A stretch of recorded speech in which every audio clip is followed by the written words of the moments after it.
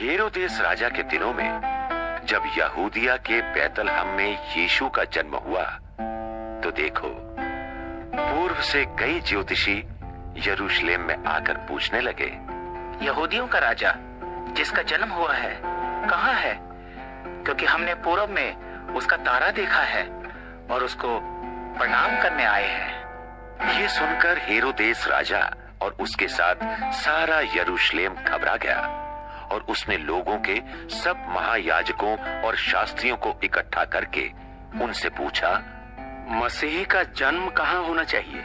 उन्होंने उससे कहा, यहूदिया के बैतलहम में, क्योंकि भविष्यद्वक्ता के द्वारा यूं लिखा गया है, हे बैतलहम जो यहूदा के देश में है, तू किसी रीति से यहूदा के अधिकारियों में सबसे छोटा नहीं, क्योंकि तुझमें से एक अधिपति निकलेगा जो मेरी प्रजा इस्राएल की रखवाली करेगा। तब हेरोदेस ने ज्योतिषियों को चुपके से बुलाकर उनसे पूछा, तारा ठीक किस समय दिखाई दिया था? और उसने ये कहकर उन्हें बैतलहम भेजा कि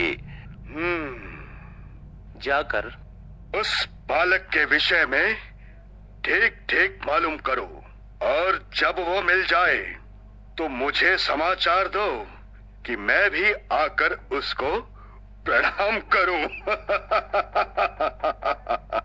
वे राजा की बात सुनकर चले गए और देखो, जो तारा उन्होंने पूर्व में देखा था वो उनके आगे आगे चला और जहां बालक था उस जगह के ऊपर पहुंचकर ठहर गया। उस तारे को देखकर वे अति आनंदित हुए और उस घर में पहुंचकर उस बालक को उसकी माता मरियम के साथ देखा और मुंह के बल गिरकर उसे प्रणाम किया और अपना अपना थैला खोलकर उसको सोना, लोबान और गंधरस की भेंट चढ़ाई।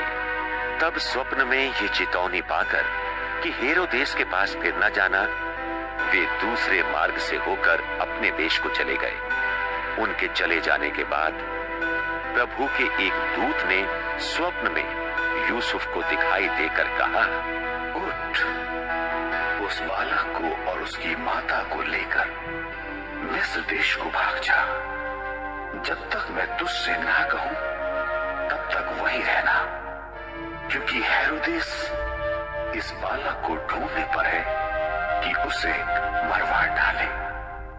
वो रात ही को उठकर बालक और उसकी माता को लेकर मिस्र को चल दिया।